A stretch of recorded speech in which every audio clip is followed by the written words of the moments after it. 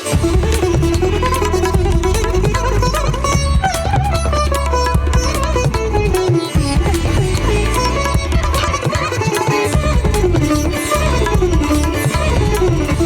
श्री साई राम। साई प्रेम वाणी के हमारे आज के कार्यक्रम में आप सबका स्वागत है। आज के कार्यक्रम में हम आप सबके लिए लाएंगे भगवान की सुमधुर वाणी में दिव्य संदेश, जिसमें स्वामी ने हमें विभिन्न प्रकार की विद्याओं और शिक्षाओं से अवगत कराया है, एवं साई का प्यार जीवन आधार, जिसके अंतर्गत हम भगवान बाबा के दो वरिष्ठ विद्यार्थियों श्री अनिंद्या जी दासगुप्ता एवं कपिल जावा जी के मध्य हुए वार्तालाप का आनंद लेंगे। हम आदर्श जीवन आनंद उपवन के अंतर्गत दो भेड़ियों की एक प्रेरक कथा और गान सरिता प्रोग्राम के तहत एक सुमधुर गीत का श्रवण लाभ भी लेंगे। इसके साथ साथ हम भजन शिक्षा कार्यक्रम के अंतर्गत एक गुरु भजन सीखेंगे तथा प्रेमावतार श्री सत्यसाई प्रोग्राम में भगवान बाबा के बाल्यकाल से जुड़ी कुछ हृदय को छू लेने वाली कथाएं भी सुनेंगे। तो आइए कार्यक्रम का शुभारंभ करते हैं।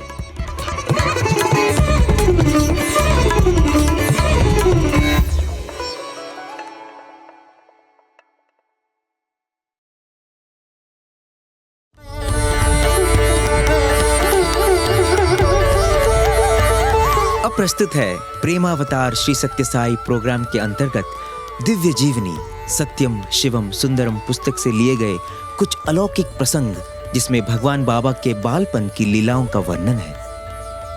आज हम जानेंगे कि बचपन से ही स्वामी का हृदय अन्य प्राणियों के लिए द्रवित हो जाता था।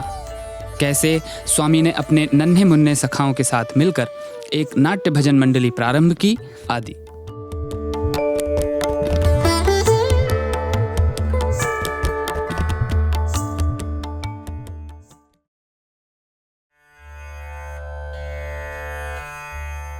कोंडम राजू का परिवार संयुक्त होने के कारण सत्या का बाल्यकाल वृंदावन के नंद गोपाल के समान 18-20 बालक बालिकाओं के बीच व्यतीत हुआ। वे सब बालक जानते थे कि सत्या से मिठाई, पेपरमिंट आदि प्राप्त करने के लिए असत्यता, चोरी, लोभ या छल कपट का सर्वथा त्याग करना आवश्यक है। बाल्यावस्था से ही सत्या को हिंसा से घृणा थी। मुर्गे मुर्गियों की लड़ाई आदि हिंसक खेलों को देखने अन्य बालकों के समान वह नहीं जाया करता था। सुअर की हत्या के समय उसकी आर्त चीत्कार सुन सत्या का हृदय करुणा से द्रवित हो उठता। महा एकादशी के दिन पुट्टपर्ती के किसान चित्रावती नदी के तीर पर रेत में अपनी बैलगाड़ियां ले जाते और बैलगाड़ियों की दौड़ की प्रतियोगिता में जीतने के लिए वे बैलों को निर्दयतापूर्वक पीटते और उनकी पूंछ मरोड़ते हुए भगाते थे। इस हिंसापूर्ण तमाशे को देख अन्य लोगों के समान तालियां बजाकर उनकी सराहना करना सत्या को प्रिय नहीं था। बाबा साक्षात करुणा मूर्ति हैं। 10 वर्ष पूर्व की बात है। मुझे अब भी भली भांति स्मरण है। कर्नाटक नागपल्ली में उपस्थित मोटर गाड़ियों में मद्रास की ओर प्रयाण करने के लिए कुछ भक्तगण प्रशांति निलयम से रात्रि के समय लगभग 10 बजे बैलगाड़ियों में बैठे। बाबा ने अटारी से ही आशीर्वाद दे उन्हें विदा किया। बैलगाड़ियों ने मुख्य द्वार पार किया, पर कुछ याद आते ही बाबा ने उन भक्तों को वापस बुलाया। बाबा की आज्ञा सुनने के लिए आतुरतापूर्वक वे सब भक्त दौड़े आए। कुछ नहीं, चित्रावटी तट पर रेत आते ही तुम सब बैलगाड़ी से उतरकर पैदल ही चलना। बेचारे बैल इतना भार सहन कर गाड़ियां नहीं ढो पाएंगे, उन्हें कष्ट होगा। यही थी उस करुणा मूर्ति की आज्ञा। छोटी उम्र से ही सत्या को चलचित्र से अरुचि थी। कोत्ताचेरुवु या बुक्कापट्टनम में जब टूरिंग टॉकीज अपना डेरा डालती, तब आसपास के लोगों का रात भर जागरण होता। ईश्वरार्पित अलग रखा धन भी लोग उन चित्रों पर व्यय कर देते। पेदवेंकप्पा राजू भी अपने बच्चों को लेकर उन चित्रों को देखने जाया करते थे, किंतु उनके कथनानुसार सत्या को ले जाने के लिए लोगों को बहुत प्रयास करना पड़ता था। चित्र देखने से पहले ही उसकी टीका आरंभ हो जाती। संगीत और साहित्य का रूप बिगाड़ते हैं। पति पत्नी अपशब्दों का प्रयोग करते हैं। देवताओं के स्वरूप को गलत रूप में प्रकट करते हैं। खून, चोरी, डकैती के दृश्य भरे रहते हैं। तब मैं यह कहकर चला जाता कि इस प्रकार दृश्य रहित चित्र देखते हो तो तुम घर में ही बैठे हो। 10 वर्ष का होने पर सत्या ने आसपास के गांव के समान पुट्टपर्ती में भी एक भजन मंडली की व्यवस्था की और उसका नाम पंडरी भजन मंडली रखा। इस मंडली के 18-20 लड़के पीली धोतियां और अंगरखा पहन, पैरों में घुंघरू बांध, हाथों में ध्वजा आदि लेकर रास रचाते थे। सत्या ने अनेक नवीन नृत्य गीत रच अपनी मंडली को सिखाए। गोपियों का यशोदा से बाल कृष्ण की चुगली करना, तंग आकर माता का बालक पर बिगड़ना, तब कृष्णा का भोलेपन का प्रदर्शन कर अनजान बनना, यही इन गीतों का विषय हुआ करता था। सत्या कभी कृष्ण तो कभी यशोदा बन उन बालकों के मध्य नाचता हुआ मानो साक्षात भागवत ही उनके नेत्रों के सम्मुख प्रस्तुत कर देता था। अपनी गीत रचना में सत्या ने उस प्रदेश में अज्ञात देवता का गुणगान भी आरंभ किया। एक अनोखे मंदिर, अनजान नदी और पांडुरंग विट्ठल के अन्य ही एक अवतार का अपने गीतों से वर्णन कर उसने गांव वालों को चकित कर दिया। शिरडी नामक एक गांव, साईं नामक अवतार, द्वारका माई नामक मंदिर और उन सब के इसी स्थान पर अस्तित्व के विषय में उसके गीतों द्वारा प्रसारण होता। वे कौन है? वह गांव कहाँ है? किस देवता का वह अवतार है? इस प्रकार जब प्रश्न किए जाते तब वह मौन ही रहता। बालक सत्या से उन नवीन गीतों को सीख नाचते गाते आनंद विभोर हो उठते।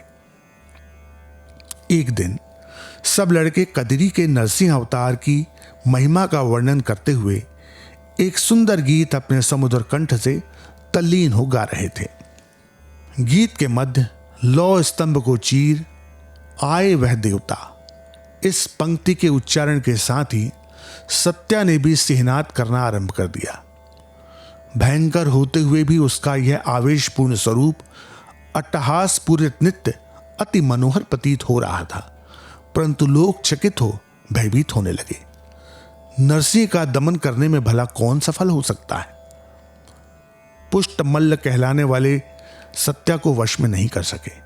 अंत में कपूर, आरती व नमस्कार करते लोगों की प्रार्थना से ही नरसिंह अवतार की वह तीव्रता शांत हो पाई। लोग आपस में चर्चा करने लगे कि यह बालक सत्य ही अलौकिक दैवी शक्ति का रूप है। इस घटना का समाचार चारों ओर फैल गया। पुट्टपर्ती की भजन मंडली की कीर्ति सुनकर आसपास के ग्रामवासी भी उसकी ओर आकर्षित होने लगे। इसी मध्य एक अन्य घटना घटी। कहीं से हैजे और चेचक की बीमारियां धर्मावरम एवं पेनुकोंडा तहसीलों में प्रवेश कर अपना तांडव दिखाने लगी। हजारों की संख्या में लोगों का इन संहारक व्याधियों की बलिवेदी पर बलिदान होने लगा। किंतु यह एक अत्यंत आश्चर्य की बात थी कि पुट्टपर्ती तथा उसके आसपास के प्रदेश में इन व्याधियों का नामो निशान तक न था। पंडरी भजन मंडली के भजन तथा साक्षात नरसिंह देवता का आवासी उन गांवों की रक्षा करता है। इन श्रद्धायुक्त भावनाओं के आसपास के ग्रामवासी भजन गोष्ठी की ओर आकर्षित हुए। वे मंडली के बालकों को अपने ग्राम में बुलाकर भजनों द्वारा वातावरण शुद्ध करने का निमंत्रण देने लगे। खुले मैदानों में पौराणिक कथाओं पर आधारित नाटक, प्रवचन आदि हुआ करते थे। राजू परिवार में सदा किसी न किसी नाटक का अभ्यास होता ही रहता था। देख सुनकर बालकों को भी नाटक के संवाद कंठस्थ हो जाते थे। युद्ध निधि एवं अकाल पीड़ितों के लिए धन इकट्ठा करने के लिए पुट्टपर्ती नाटक मंडली ने बुक्कापट्टनम, कोत्ता चेरुवु आदि ग्रामों में अपने नाटक प्रस्तुत किए। बाणासुर, उषा परिणय, कंसवध, द्रौपदी मान संरक्षण आदि नाटकों ने जनता को विशेष रूप से आकृष्ट किया। इन नाटकों में कृष्ण तथा मोहिनी का अभिनय सत्या ही करता था। अपने नृत्य कौशल से सत्या नाटकों में 4 चांद लगा देता। उसका तांडव नृत्य का प्रदर्शन अप्रतिम होता था। नृत्य की गति तथा तालक्रम का अभ्यास करने की उसे कोई आवश्यकता नहीं थी। उसका नृत्य देखकर प्रेक्षकों को ऐसा प्रतीत होता मानो उसके चरण पृथ्वी पर पड़ ही नहीं रहे हों, वह हवा में ही नृत्य करता हो। उच्च शिक्षा प्राप्त करने के लिए सत्या को उर्वाकोंडा, कमलापुर आदि जाना पड़ा, किंतु गर्मी की छुट्टियों में जब वह अपने ग्राम वापस आता तब उसके साथी उसे खींचकर रंगमंच पर ले जाते। उस समय कनक तारा नाटक अत्यंत लोकप्रिय था। तारा का अभिनय सत्या किया करता था। यह एक दुखांत नाटक था। कनक और तारा को पग पग पर कष्ट झेलने पड़ते हैं। राजा उनसे नाराज रहता है और अंत में तारा को प्राण दंड देता है। सत्या तारा का अभिनय इतनी सहज एवं स्वाभाविक रीति से करता था कि एक बार तो प्रेक्षकों के बीच बैठी ईश्वराम्मा भयभीत हो अपने पुत्र को बचाने के लिए रंगमंच पर ही पहुंच गई। उन दिनों को याद कर उनका वर्णन करते हुए बाबा आज भी हंसते हैं। 7 साड़ियां लपेट कर भी हास्यास्पद न दिखते हुए द्रौपदी का अभिनय करना, आंखों में आंसू लाने के लिए प्याज का प्रयोग और कभी अपने गीत की पंक्तियां भूल जाने पर अभिनेता का मनचाही गीत रचना आदि घटनाओं का वर्णन करते हुए बाबा हंसते हैं। इन्हीं दिनों में बुक्कापट्टनम में एक नाटक कंपनी ने अपना डेरा डाला। इस नाटक कंपनी में ऋषेंद्र मणि नामक नृत्य में प्रवीण एक बालिका थी। यह बालिका अपने मस्तक पर एक तश्तरी में दीप रख ताल एवं मृदंग की ध्वनि के साथ नृत्य करती हुई नीचे बैठती और लेट भी जाती। फिर उसी मुद्रा से उठकर पृथ्वी पर रखा हुआ रुमाल उठाकर नाचती हुई खड़ी हो जाती। तश्तरी में दीप ज्यों का त्यों जगमगाता रहता। यह एक अत्यंत साहसपूर्ण कार्य था। लोग उसके कौशल को देखकर अवाक रह जाते। सत्यनारायण ने अपनी बहनों के साथ इस कंपनी के कई नाटकों को देखा। इस नाटक को देखने के बाद उसने भी घुंघरू बांध अपने कमरे में नृत्य करना आरंभ किया। ऋषेंद्र पूज बालक ने अपने नृत्य कौशल से नर्तकी निषेंद्र मणि को परास्त कर दिया। बस फिर क्या था, बहनों ने भाई से कहा, भाई ने अपने स्नेहियों से कहा और पलक झपकते ही यह समाचार संपूर्ण ग्राम में फैल गया। सब उससे बार बार नृत्य करवाकर आनंद विभोर हुए। प्रदेशी अकाल निवारण निधि के लिए कुत्तचेरवू यात्रा के समय पुट्टपर्ती मंडली ने कंसवध नाटक प्रस्तुत करने का निश्चय किया। टिकटों का अधिक विक्रय करने के स्वार्थ से एक व्यवस्थापक ने ऋषेंद्र मणि का नृत्य होगा ऐसा विज्ञापित करवा दिया। सत्या के नाट्य कला नैपुण्य तथा नृत्य पर उसको इतना विश्वास था। विज्ञापन देखकर बेचारे वेंकप्पा राजू भयभीत हो गए। उन्हें क्रोध भी आया। अरे क्यों झूठ बोलते हो, यह कैसा अन्याय है। यदि लोगों को सत्य का पता लग गया तो वे भड़क जाएंगे और हमारी क्या दशा होगी। पर करते क्या, अन्य कोई उपाय न सूझने पर हताश हो सत्या को ऋषेंद्र मणि के ही समान स्त्री वेश में सजाकर अत्यंत सावधान एवं गुप्त रीति से कुत्तचेरवू नाटक मंदिर में ले जाया गया। गीत गूंजने लगे। कंस के दरबार का दृश्य ता तिरकिट थई। बालिका रंगस्थल में आई। नृत्य आरंभ हुआ। सत्या का नृत्य कौशल देख जनता के लक्ष्य में यह बात आई ही नहीं कि सामने नाचती मूर्ति ऋषेंद्र मणि नहीं वरन उनका अपना सत्या है। सत्य ने बालिका से भी उन्नत श्रेणी का नृत्य कर दिखाया। धरती पर रखी हुई सुई अपनी पलकों से उठा ली। बहुत समय तक तालियों की झड़ी लगी रही। अध्यक्ष तथा अन्य लोगों ने अनेक पदक एवं पुरस्कार उस ऋषेंद्र मणि को प्रदान किए। ईश्वराम्मा को भय हुआ कि कहीं उसके लाडले को नजर न लग जाए। उसका भय सत्य प्रमाणित हुआ। दूसरे ही दिन सत्या की आंखें सूजकर लाल हो गईं।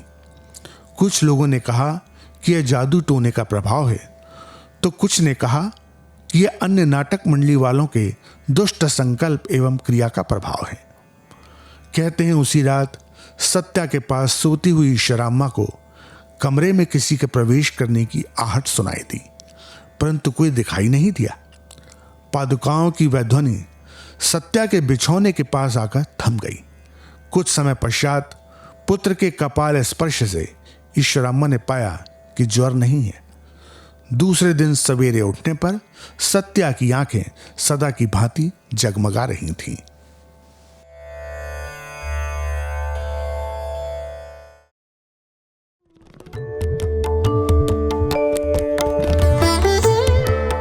आप सुन रहे थे प्रेमावतार श्री सत्यसाई प्रोग्राम के तहत भगवान बाबा की जीवनी सत्यम शिवम सुंदरम पुस्तिका में वर्णित कुछ एक अलौकिक प्रसंग।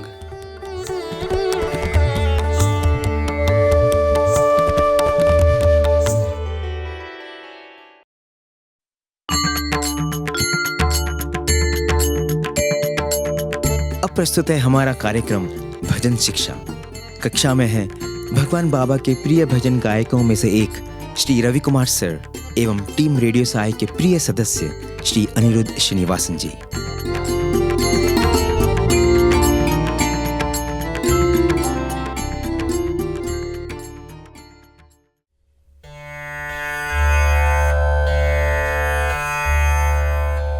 गुरु महिमा गाओ,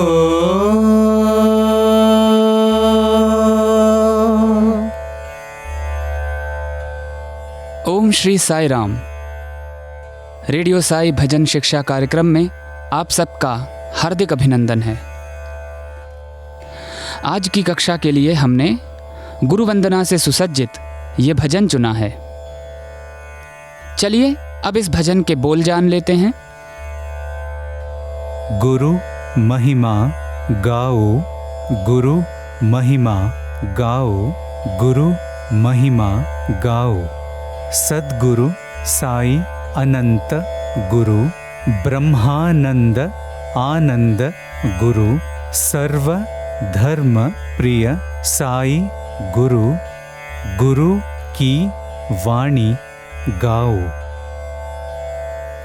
आज की कक्षा के लिए इस भजन को डी पंचम श्रुति में गाया जा रहा है, जिसे सफेद दो भी कहते हैं। गुरु महिमा गाओ, गुरु महिमा गाओ, गुरु महिमा गाओ, गुरु महिमा गाओ, गुरु महिमा गाओ, गुरु महिमा गाओ। सद्गुरु साई अनंत गुरु, सद्गुरु साई अनंत गुरु,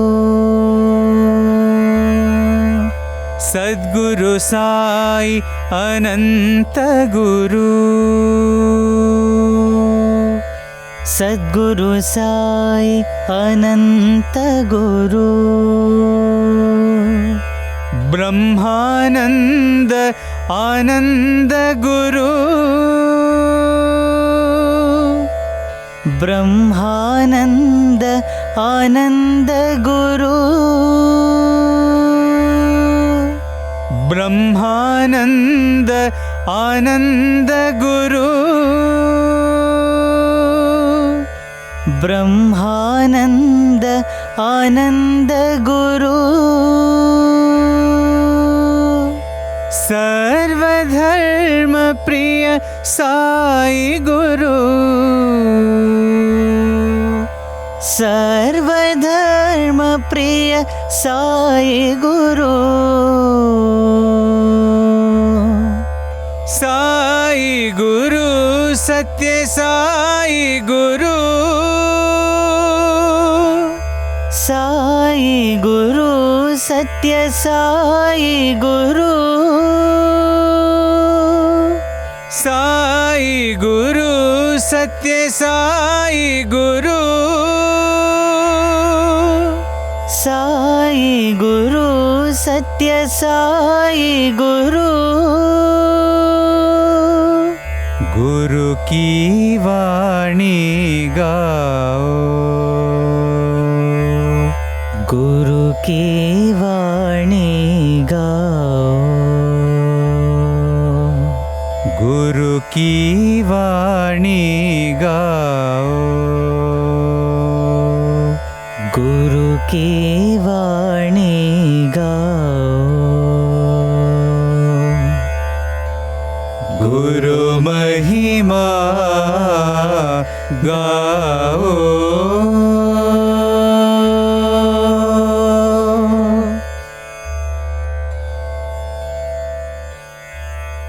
कहर व ताल पर आधारित इस भजन की धुन जान लेने के बाद आइए अब रुख करते हैं साई भजनों की आत्मा कहे जाने वाले भाव पक्ष का। मोटे तौर पर इस भजन में गुरु की स्तुति की गई है। गुरु महिमा गाओ।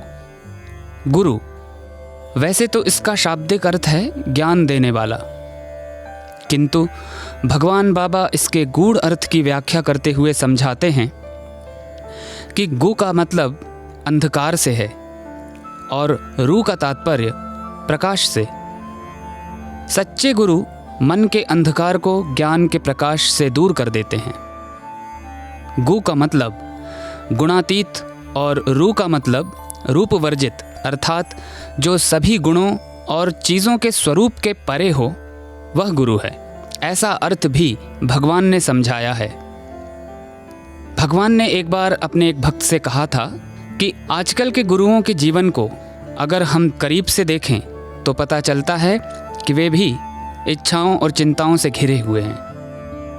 उनको ईश्वर का सिर्फ किताबी ज्ञान ही हासिल है या सुनी सुनाई बातों से ही ज्ञान प्राप्त हुआ है, खुद का कोई अनुभव नहीं है। ऐसे लोग आम आदमी की तरह संसार को भोगने में फंसे हैं। वे हमें अपनी स्थिर अवस्था तक कैसे पहुंचा सकते हैं? एकमात्र ईश्वर ही सच्चे गुरु हैं। उन्हें पुकारो, वे तुम्हारा पथ प्रदर्शन करेंगे। वे तुम्हारे हृदय में निवास करते हैं। तुम्हारी सहायता, सुरक्षा एवं मार्गदर्शन करने के लिए वे हमेशा तत्पर रहते हैं। भगवान ने एक परिवार से साक्षात्कार के दौरान कहा था कि मनुष्य को मुझ तक बिना गुरु के पहुंचने के लिए लाखों जन्म लेने पड़ेंगे, लेकिन अगर गुरु साथ है तो मुझे पाने में क्षण भर भी नहीं लगेगा। हम कितने भाग्यशाली हैं कि सर्वदेवतातीत स्वरूप भगवान श्री सत्य साई बाबा स्वयं हमारे गुरु हैं। हमारे पास ईश्वरीय चेतना स्वयं ही हमें अपने पास ले जाने के लिए उपलब्ध है। सद्गुरु साई अनंत गुरु। सद्गुरु का अर्थ होता है सत्य का बोध कराने वाला। और जब हमें परमपिता परमेश्वर स्वयं गुरु के रूप में मिल जाएं तो कैसा होगा? इस लाइन में हम भगवान श्री सत्य साई बाबा की सद्गुरु के रूप में अनंत और अखंड उपलब्धता को स्मरण करते हुए चिंतन करते हैं। ब्रह्मानंद आनंद गुरु। ब्रह्मानंद यानी सृष्टि के कण कण में सर्वत्र व्याप्त ब्रह्म को जान लेने से प्राप्त होने वाला आनंद, इसे परमानंद भी कहते हैं। अतः भजन की इस पंक्ति में हमें ब्रह्मानंद से प्राप्त होने वाले आनंद का बोध कराने वाले हमारे गुरु, जो कि भगवान श्री सत्य साई बाबा हैं, का गुणगान करते हुए भजते हैं। सर्वधर्म प्रिय साई गुरु। इस पंक्ति में हम भगवान श्री के, जो हमें गुरु के रूप में मार्गदर्शित करने के लिए उपलब्ध हैं, सर्वधर्मों के प्रति प्रेम का वर्णन करते हैं और इस प्रकार जानते हैं कि भगवान हम सब से भी सभी धर्मों के प्रति श्रद्धा भाव रखने की अपेक्षा करते हैं। गुरु की वाणी गाओ। गुरु की वाणी मतलब गुरु के वचन, उनके द्वारा दी गई शिक्षाएं। भजन की ये पंक्ति हमें प्रेरणा देती है कि हम गुरु के रूप में प्राप्त सर्वेश्वर भगवान श्री सत्य साई बाबा जी के संदेश जनमानस तक पहुँचाएं। और गुरु के वचनों को औरों तक पहुँचाने में सफलता तभी मिलेगी जब हम उन्हें स्वयं आचरण में लाएंगे। यहाँ भगवान बाबा के पोलैंड निवासी भक्तवर श्री यारोशावो रेंकोविच जी के दिव्यानुभवों से जुड़ी एक घटना स्मरण में आती है। उन्होंने बताया था कि सन 1990 में भगवान बाबा के चित्र और वीडियो देखकर ही उनमें परिवर्तन होना प्रारंभ हो गया था। भगवान के उपदेशों ने उनका ध्यान आकर्षित किया। वे कहते हैं कि भगवान की शिक्षाएं सरल और हृदय को छू लेने वाली हैं। जब उन्होंने बाबा के बारे में सुना तो वे उनके प्रवचनों को पढ़ने लगे। हालांकि उनका परिवार एक छोटे से गांव में रहता था जहां उन सबका प्रमुख भोजन मांसाहार ही था। इन्होंने बाबा के प्रवचनों से प्रेरित होकर मांसाहार त्याग दिया और बाद में मद्यपान और धूम्रपान करना भी बंद कर दिया। भगवान की शिक्षाओं का ऐसा आश्चर्यजनक प्रभाव लोगों पर पड़ता है। रेंकोविच जी कहते हैं कि उन्हें आनंद की जो अनुभूति होती है वो मन से नहीं बल्कि अंतरात्मा से उत्पन्न होता है, ऐसा आभास उन्हें होता है। वे कहते हैं, मुझे भगवान बाबा के मधुर वचनों से बहुत लगाव महसूस होता है। जैसे ही उनके संभाषणों को पढ़ता हूँ तो आंखों से अश्रु बहने लगते हैं। इस हृदयग्राही अनुभव से ये तो स्पष्ट है कि कैसे भगवान की शिक्षाओं ने इन जैसे लाखों लोगों के जीवन में परिवर्तन ला दिया है और ये आज भी निरंतर जारी है। भगवान के वचनों को हम अपने जीवन में उतार कर ही उनके प्रति अपनी कृतज्ञता व्यक्त कर सकते हैं। इस प्रकार भजन के भावार्थ को समझकर हम सब एक बार पुनः इस भजन को प्रशांति मंदिर में गाई जाने वाली रीति के अनुसार गाते हैं।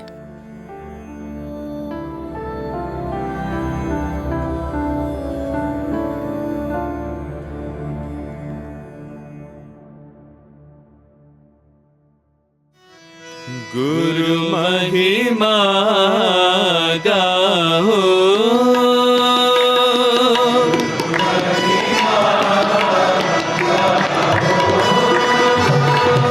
गुरु महिमा गाओ,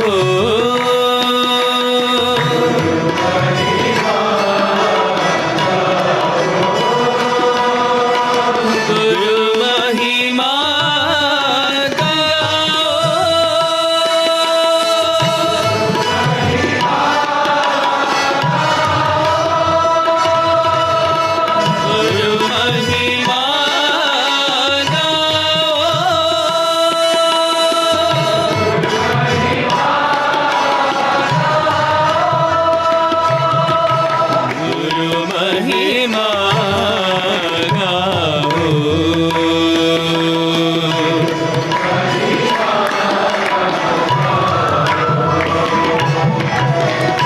सद्गुरु साई अनंत गुरु,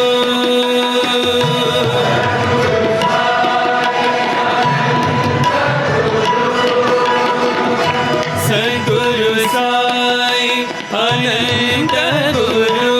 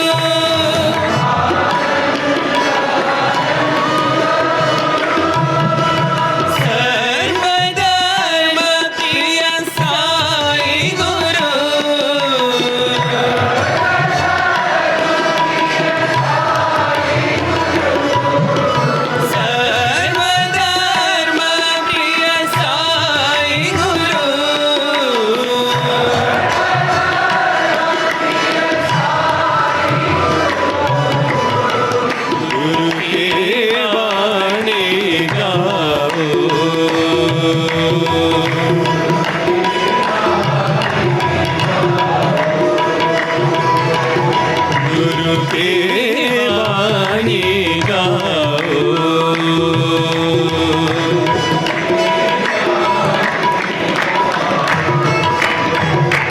गुरु महिमा गाओ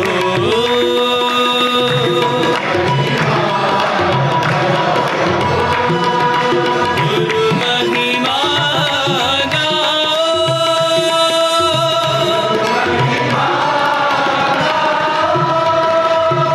गुरु महिमा गाओ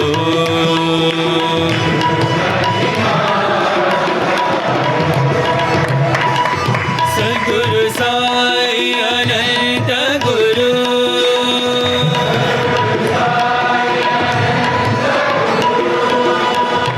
ब्रह्मानंद अनंत गुरु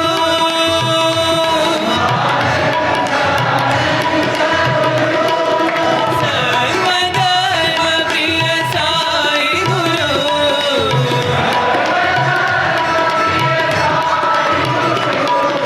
गुरु की वाणी गाओ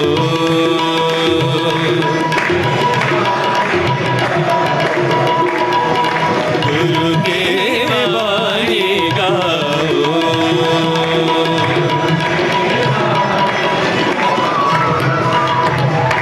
गुरु महिमा गाओ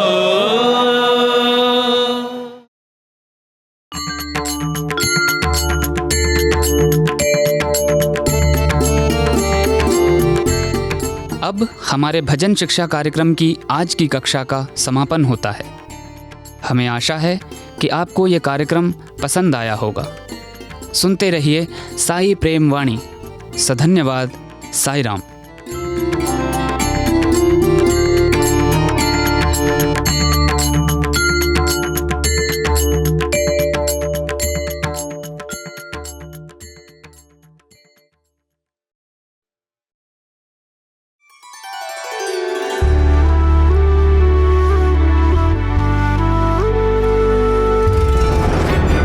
अब प्रस्तुत है हमारा आदर्श जीवन आनंद उपवन प्रोग्राम।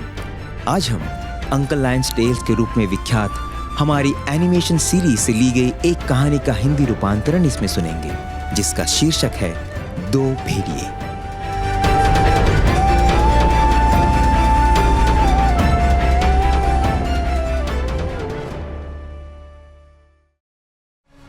दो भेड़िए।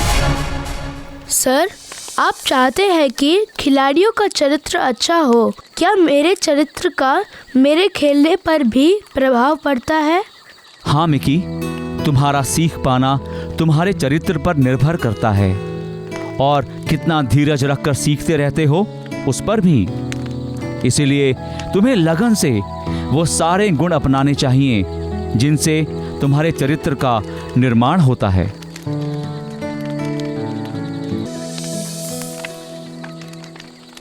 बेटा, क्या तुम जानते हो मेरे मन के भीतर भावनाओं का कैसा द्वंद्व चलता रहता है? लगता है जैसे मन के अंदर दो भेड़िए हर वक्त जूझते रहते हैं। एक लालची, झगड़ालू और ईर्ष्यालु है और दूसरा उदार, स्नेहमय और दयालु है। मन की लड़ाई में जीत किसकी होगी पिताजी? जिसको मैं पालता पोसता रहूंगा। क्रोध, अहंकार और दूसरे अवगुण इंसान को पशुवृत्ति की तरफ ले जाते हैं। क्रोध हमारा सबसे बड़ा शत्रु है और शांति रक्षा कवच। गुस्सैल आदमी से सब नफरत करते हैं क्योंकि गुस्से में वह कई पाप कर बैठता है। गुस्सा कमजोर तन से नहीं, कमजोर मन से उपजता है। मन की शक्ति को बढ़ाने के लिए और उसकी कमजोरी हटाने के लिए मन में सदा अच्छे विचार रहने चाहिए।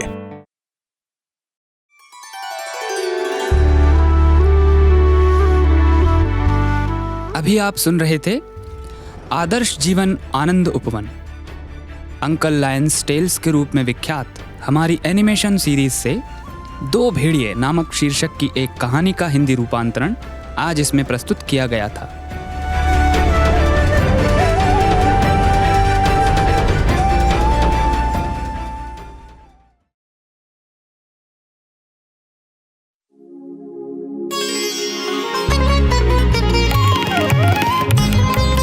चलिए अब सुनते हैं दिव्य संदेश।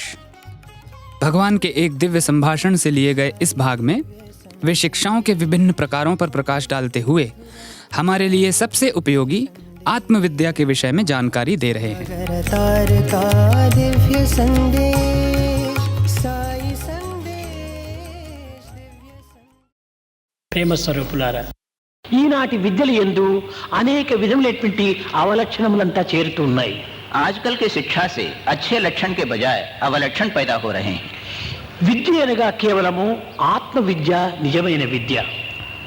जितनी विद्याएं हैं, शिक्षा के प्रकार हैं, सब में उत्तम प्रकार की शिक्षा है आत्म विद्या. ఇలాంటి ఆత్మ విద్య ఒక ఆధ్యాత్మికమునందే ప్రాప్తిస్తుంది. आध्यात्मिकता के सहारे ही आत्म विद्या प्राप्त की जा सकती है. ఆధ్యాత్మిక విద్య అనగా ఏమిటని మనం ఒక్కతూరి విచారిస్తుంటే, మానవుని యందు అంతర్భూతమై ప్రకాశవంతమై నిశ్చలత్వమై నిర్మలత్వమై ఆనందమయమైనటువంటి ఒక తత్వమును అభివృద్ధి గావించుకోవటమే ఆధ్యాత్మికము. आध्यात्मिक विद्या माने क्या है? अगर सोचा जाए तो अपने अंदर के जो प्रकाश तत्व है, निर्मलता है, निश्चलता है, उस दिव्यता को पहचानना ही ఇది క్రమక్రమేణ మన నుండి ఆవిర్భవింప చేసుకోవటానికి కొన్ని సాధనలు మనకు అవసరం. अपने अंदर के दिव्यता को पहचानने के लिए कई साधन हैं. దీనిని దివ్య శక్తి అనేటువంటిది ప్రతి మానవుని యందు కూడాను ఒక కరెంటు వలె ఉంటుండాలి. इसी को जो दिव्य शक्ति कहा जाता है, प्रत्येक प्राणी के अंदर बिजली की धारा की तरह विद्यमान है. దీనిని విల్ పవర్ అని కూడా చెప్తూ వచ్చారు. इसी को इच्छा शक्ति कहा जाता ఇది है. కరెంటు కంటే చాలా తీవ్రమైనటువంటి బలం కలిగినటువంటిది. ये बिजली से भी ज्यादा जोरदार है. ఈ కరెంటు మనిషి వెంట్రుకల ద్వారా, కన్నుల ద్వారా, వేలి గోర్ల ద్వారా బహిర్గతమవుతుండాలి. ये शक्ति है मानव के केशों के द्वारा, नाखूनों के द्वारा, आंखों के द्वारा प्रकट होती है. ఇది క్రమక్రమేణా కూడాను వృథా కాకుండా మనం కొన్ని అభివృద్ధి గావించుకునేటువంటి ప్రయత్నములు మనం చేయాలి.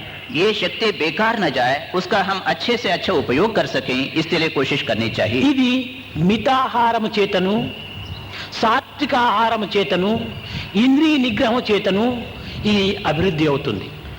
इसके साधन हैं, जो कुछ खाते हैं मित ढंग से खाएं, परिमित ढंग से खाएं, सात्विक भोजन खाएं और आत्म संयम रखें. इस प्रकार से ये साधन నిజంగా మానవుని యొక్క జీవితము నవగ్రహములపైన ఆధారపడలేదు. రాగము ద్వేషము అని రెండు గ్రహములపైన ఆధారపడి ఉంటుండాలి. मानव का जीवन 9 ग्रहों पर निर्भर नहीं है, लेकिन 2 ही ग्रहों पर निर्भर हैं और वही हैं राग और द्वेष. ఈ రాగద్వేషముల చేతనే తన జీవితాన్ని అంత్యం గావించుకుంటున్నాడు. इन्हीं 2 ग्रहों के चक्कर में आकर के वो अपने जीवन को बर्बाद कर సుఖము रहा है. ఏనాడు అనుభవిస్తున్నాడో అర్థం కావటం లేదు. वो कब सुखी बनेगा समझ में नहीं आता है. బాల్యమంతా కూడాను అమాయకత్వంగా ఉంటుండాలి. बचपन सारा भोलापन में चला जाता है. యవ్వనమంతా కూడాను తప్పుల తడకగా ఉంటుండాలి. यौवन सारा अव्यवस्था में चला जाता है. మధ్య వయస్సు పోరాటంతో గడుపుతున్నాడు. बीच की उम्र है वो झगड़े में चली जाती है. వృద్ధాప్యము చింతలతో ముగిస్తున్నాడు. बुढ़ापा परेशानियों से भरा हुआ है. ఇంక ఏనాడు మానవుడు సుఖాన్ని అనుభవిస్తున్నాడు? फिर कब आदमी सुख पा सकता है? సుఖము చూడబోవా సున్నయే. జీవితానికి సుఖం అనేటువంటిది ఏమాత్రం మనకు కనిపించటం లేదు. कहाँ सुख है इसकी खोज करके देखा जाए तो लगता है कि सूना है, शून्य है. కనుకనే త్యాగరాజు నిధి చాలా సుఖమా, ఈశ్వర సన్నిధి చాలా సుఖమా, నిజముగా తెలుపు మనసా అన్నాడు. इसीलिए त्यागराज ने कहा कि संसार की निधि सबसे अच्छी है या परमात्मा की सन्निधि अच्छी है. మానవుడు ఒక్క దైవాన్ని మాత్రమే ఆశ్రయించి, దైవంను మాత్రమే విశ్వసించి, దైవం యొక్క అండదండల్లో జీవించటమే నిజమైన జీవితంగా ఉంటుంటాది. ఇతరులను నమ్మటం చేత కానీ, ఇతరులపైన ఆధారపడటం వల్ల కానీ మానవుడు ఏమాత్రం కూడాను సుఖశాంతులను అనుభవించడు. जो आदमी भगवान पर विश्वास रखता है, भगवान के भरोसे जीना चाहता है, वही सुखी बन सकता है. दूसरों के भरोसे, दूसरों पर विश्वास करके जो जीना चाहता है, उसके लिए सुख व्यर्थ. మన మహారాష్ట్ర యొక్క పరిస్థితి కూడాను మీకు చాలా వరకు తెలిసే ఉంటాది. महाराष्ट्र की स्थिति से आप परिचित हैं. పూర్వము మహారాష్ట్ర దేశము బ్రిటిష్ వారితో పోరాటానికి అనేక విధములుగా కూడాను ప్రయత్నాలు సలిపింది. पुराने जमाने में महाराष्ट्र ने विदेशियों के साथ युद्ध करने के लिए कई प्रयास किए. బ్రిటిష్ వారిని ఎదుర్కొనుటకై పోర్చుగీస్ వారితో అనేక విధములైన ఆయుధాలను సంపర్కంగా తీసుకోవడానికి ప్రయత్నించింది. अंग्रेजों का सामना करने के लिए पोर्चुगीज से उन्होंने कई प्रकार के समझौता करके अस्त्र शस्त्र प्राप्त करने का प्रयास किया था. తమ శక్తులపైన తాము ఆధారపడకోకుండా కేవలము ఒక పోర్చుగీస్ వారిపైన ఆధారపడింది.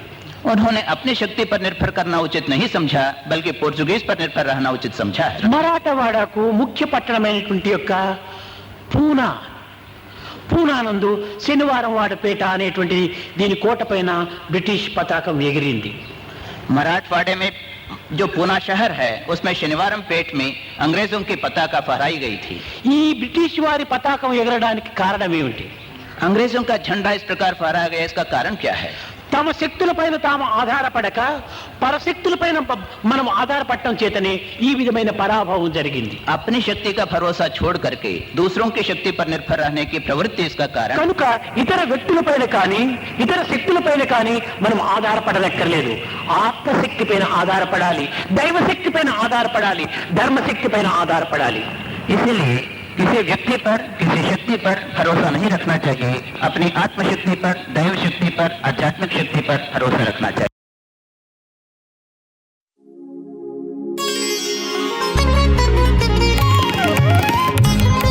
अभी आप सुन रहे थे दिव्य संदेश।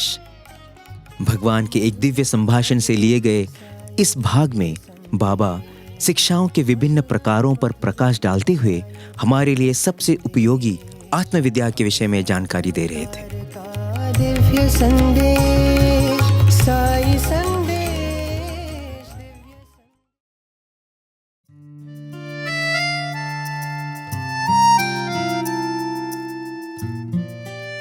अब प्रस्तुत है साई का प्यार जीवन आधार। इस कार्यक्रम के अंतर्गत आज हम भगवान बाबा के एक वरिष्ठ विद्यार्थी श्री अनिंद्याजी दास गुप्ता के साथ भगवान बाबा के एक और वरिष्ठ विद्यार्थी श्रीमान कपिल जावा जी के मध्य हुई भेंट वार्ता सुनेंगे। ये वार्ता रेडियो साई के स्टूडियो में जनवरी 2019 को रिकॉर्ड की गई थी।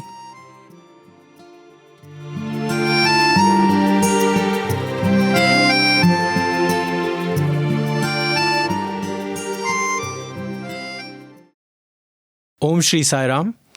आज हमारे साथ रेडियो साई स्टूडियो में हैं अनिंद्या दास गुप्ता।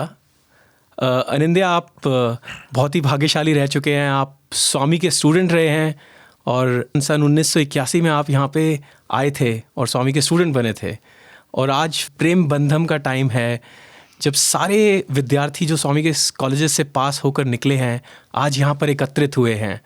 तो ऐसा क्या है अनिंद्या कि आप 10 साल स्वामी के स्टूडेंट रहे, सन 1990-91 में आपने स्वामी के कॉलेज से पढ़ाई ख़त्म करी और आज कम से कम मेरे ख्याल से 27-28 साल हो चुके हैं, फिर भी मैं आपको देखता हूँ हर साल 1 जनवरी को आप यहाँ पर आते हैं, एकत्रित होते हैं। ऐसा क्या है जो आपको पुटपर्ती लेकर आता है हर साल? सबसे पहले कपिल, ये जो आपने बात बताई है ये एक दिल से आने वाली फीलिंग है और एक कृतज्ञता मैं कह सकता हूँ कि हम लोग स्वामी के इतने आभारी हैं जो हम मेंशन भी नहीं कर सकते, हम जिसको ना लिख सकते ना हम इसे बोल सकते हैं। ये एक प्यार, एक प्रेम है जो खींच लाती है हर साल। और जैसे कि स्वामी ने बॉयज़ को हमेशा बोला था कि आप ज़रूर आइएगा 31 और 1 को, तो वही एक दिमाग में रहता है। नवंबर दिसंबर आते ही एक तरंग सी महसूस होती है और कहीं भी हम लोग होते हैं हम लोग पूरी कोशिश करते हैं कि यहाँ पहुँचे। और स्वामी की ग्रेस इतना है कि कोशिश करते हैं और स्वामी कैसे ना कैसे करके थोड़ा सा फ्री टाइम दे देते हैं कि हम लोग यहाँ आके वही महसूस करें कि हम अपने घर वापस आ चुके हैं यहाँ पे।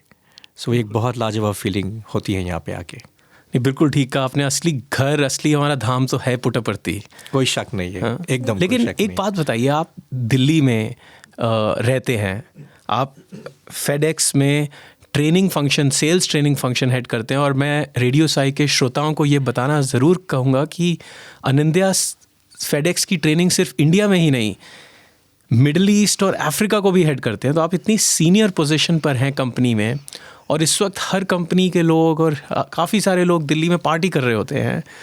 कुछ ऐसा एक्सपीरियंस, कुछ ऐसा अनुभव जो आपने किया पुट्टपर्ती में या वृंदावन में जहाँ पढ़े, जो आपको दिल को छू गया और वो एक आधार बन गया कि चाहे कुछ हो, मैं स्वामी, सारा जीवन मैं स्वामी के पास रहना चाहता हूँ? कुछ ऐसा एक्सपीरियंस बताइए। मुझे इनफैक्ट थोड़ी सी हंसी ज़रूर है जब आपने बोला कि आप ये हेड करते हैं, क्योंकि सबसे पहली बात है हर एक नौकरी जो मुझे आज तक भगवान ने दिया, बिलीव करेंगे ये सिर्फ स्वामी के अनुग्रह की वजह से हम सबको या मुझको मिली है।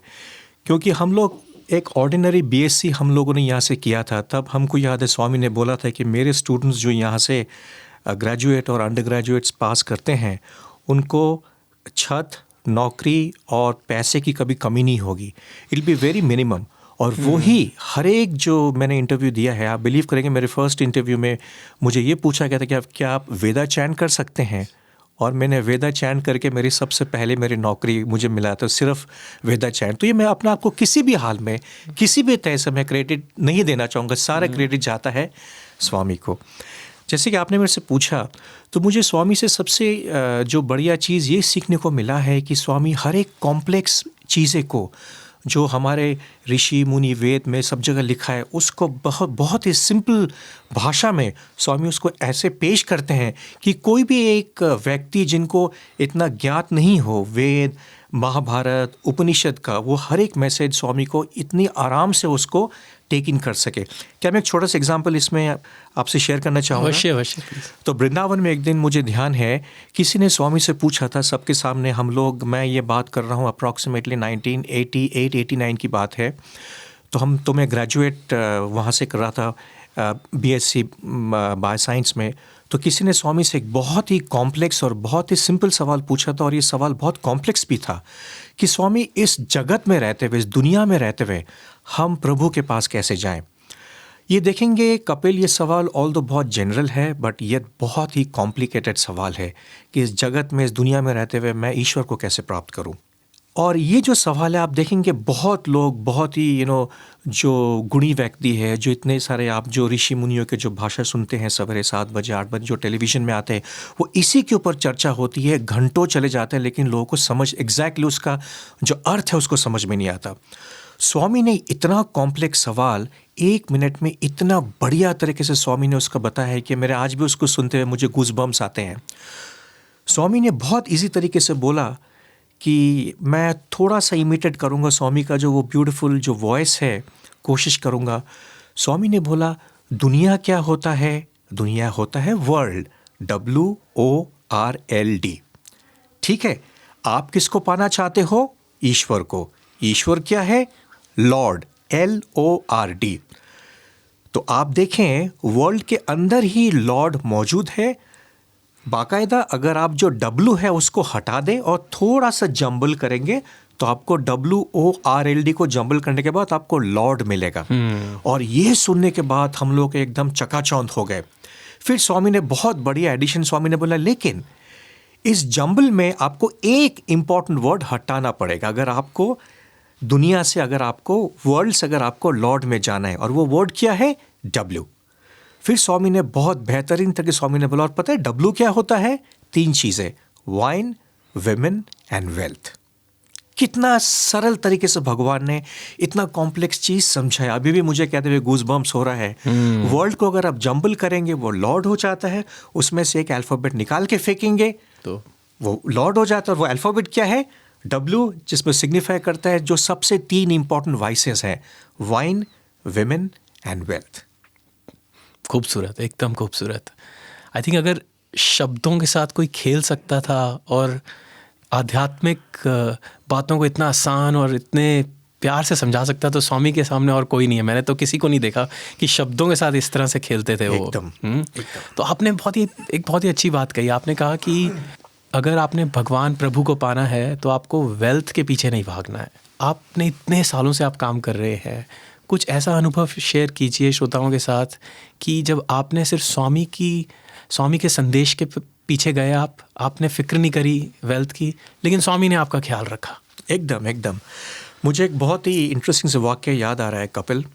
जैसे स्वामी बोलते थे, हम लोग पूरी कोशिश आज भी कर रहे हैं उसको फॉलो करें कि आप काम पे ध्यान दें, रिजल्ट को मत सोचें। हम लोग पूरी कोशिश वहाँ करते हैं, और ये सबसे बड़ी इंटरेस्टिंग बात है। अगर आप ये फॉलो करेंगे, ब्लाइंडली बिलीव करेंगे, स्वामी कैसे ना कैसे करके आपकी मदद करेंगे। मैं वेल्थ की बात नहीं कर रहा, बट वो आपकी जो बेसिक नेसेसिटीज़ है लाइफ की, वो आपको पक्का हेल्प करेंगे। मेरे साथ एक ऐसा ही वाक़ा है, एक ऐसा किस्सा हुआ था जो कि मैं आपको एग्जैक्टली बताऊँ, दिस वाज इन ईयर 1994-1995 के बीच में, जो मेरी पहली नौकरी, कॉलेज से निकले हुए 3-4 साल ही हुए होंगे आपको। एग्जैक्टली। तो मेरी पहली जो जॉब है वो एक फार्मास्यूटिकल कंपनी मैंने ज्वाइन किया था, रनबैक से मैं वो काम कर रहा था। और तो उस दौरान क्या हुआ, मैं बहुत लंबा से तक बीमार पड़ गया था। मेरे फीवर आ गया, तो फीवर कम नहीं हो रहा, तो मैं हॉस्पिटल में एडमिटेड था। और आपको पता है जो पहली नौकरी है, इतनी आप सैलरी में नहीं आते हैं, सो काफ़ी कम लिमिटेड सैलरी था और मुझे पैसे की भी सख्त ज़रूरत थी। और क्योंकि मैं और मेरी वाइफ थे, तो मैंने ये बात मेरे पेरेंट्स को नहीं बता रखा था कि आई वॉज इन हॉस्पिटल। अच्छा। तो कैसे भी करके हम लोग मैनेज कर रहे थे, अच्छा खासा बिल आ रहा था। तो अचानक से आप बिलीव करेंगे, मैं अभी कह सकता हूँ स्वामीज़ ग्रेस, मेरे पास एक चेक आया था ऑफिस से अप्रॉक्सीमेटली 15 से 20 हज़ार के बीच में। मुझे एग्जैक्टली अमाउंट याद नहीं, शायद 18 या 19 हज़ार के बीच में। 15-20 हज़ार बहुत बड़ी रकम थी उस वक्त। और वो जो चेक आया था, वो मेरा जो हॉस्पिटल का बिल था, मेडिसिन का बिल था, एडमिशन का था, वो सब उसमें टेक केयर हो गया।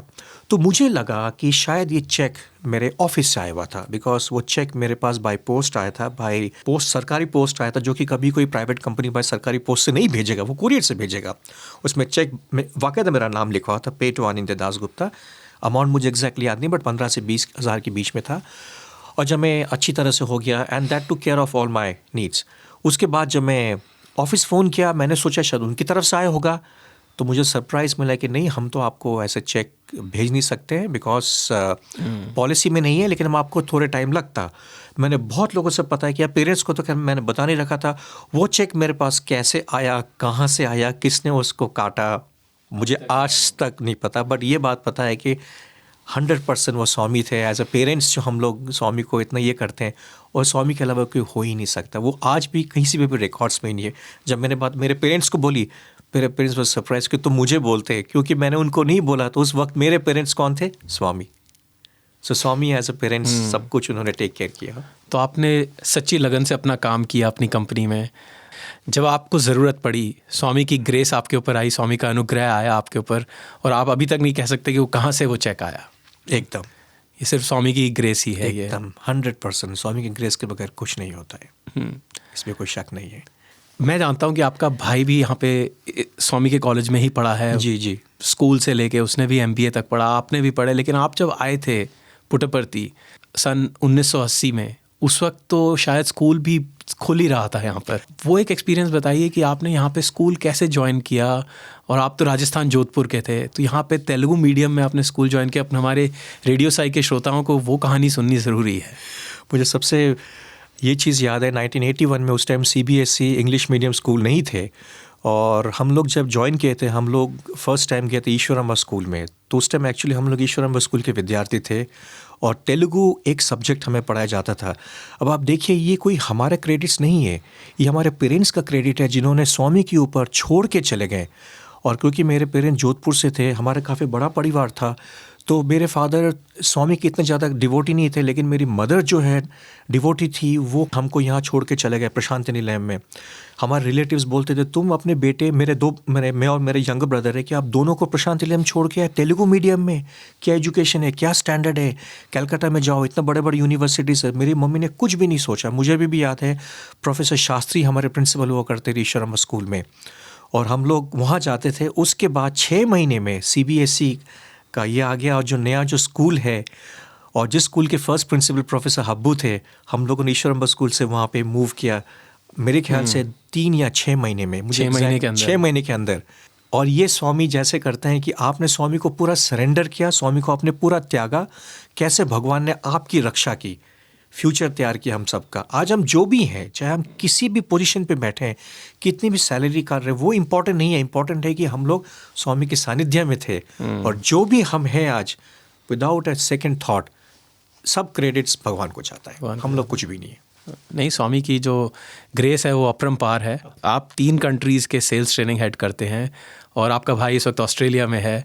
तो चाहे आप यहाँ पर आए, तेलुगु मीडियम में आपने ज्वाइन किया, स्वामी को पूरा सरेंडर किया, और अब स्वामी ने आपको देखो कहाँ से कहाँ पहुँचा दिया। सब स्वामी की ग्रेस है। स्वामी की ग्रेस है। प्रोग्राम के बिल्कुल एंड पे आ रहे हैं, तो हम आपको तहे दिल से आपका धन्यवाद करते हैं कि आप आए रेडियो साई में, आपने अपने एक्सपीरियंसेस शेयर किए। और मैं आपको अगले साल फिर मिलूँगा 1 जनवरी को। हम सब स्वामी को थैंक्स करना चाहते हैं। Thank you. साई राम, बहुत बहुत धन्यवाद।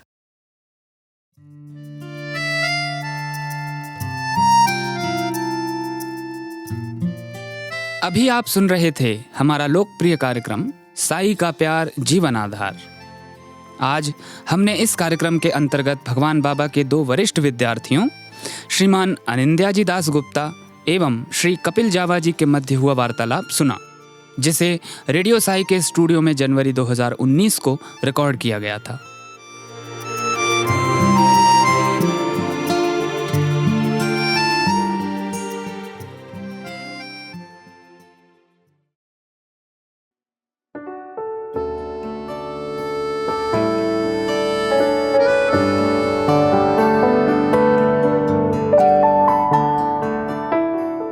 प्रिय श्रोताओं, आप सुन रहे हैं गान सरिता, जो कि साईं प्रेम वाणी के हिंदी प्रसारण का एक भाग है।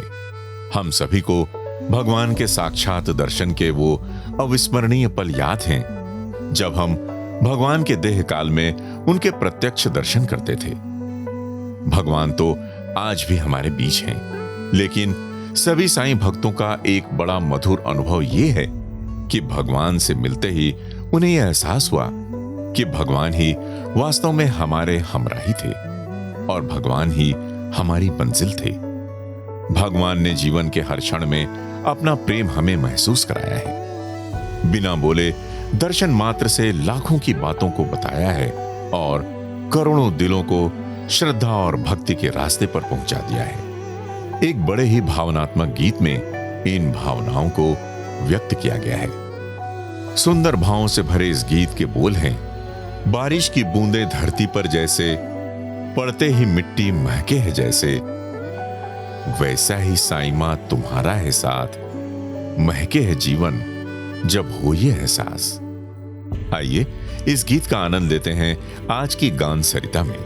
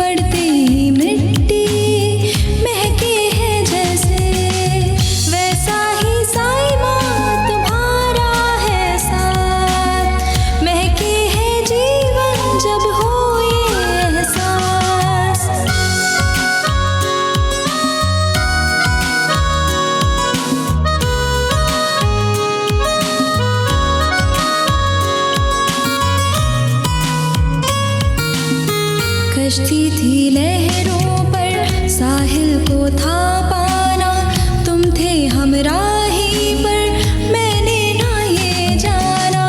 कश्ती थी लहरों पर, साहिल को था पाना, तुम थे हमराही पर, मैंने ना ये जाना। तुम ही वो मंजिल हो, तुम ही वो साहिल हो, नजरें मिली जब तो राज ये पहचाना। ना दिल हुआ फिर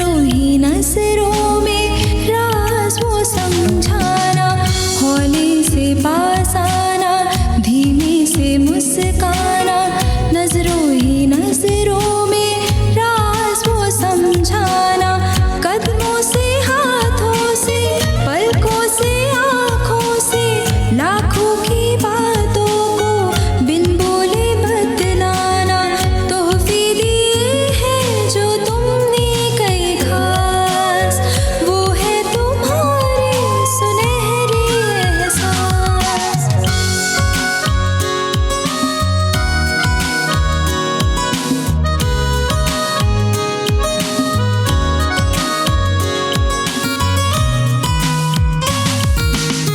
बारिश की बूंदें धरती पर जैसे पड़ते ही मिट्टी महके हैं जैसे, बारिश की बूंदें धरती पर जैसे पड़ते ही मिट्टी महके हैं जैसे, वैसा ही साईं माँ तुम्हारा है साथ, महके है जीवन जब हो ये एहसास।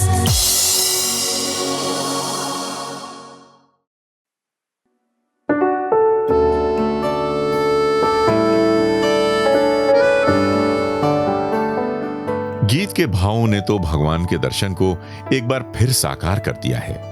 इस गीत को श्री सत्य साईं सेवा संगठन छत्तीसगढ़ ने प्रकाशित किया है साईं संस्कार गीत माला भाग 2 में, और 5 जनवरी 2019 को इस गीत माला को स्वामी के श्री चरणों में समर्पित कर प्रसारित किया।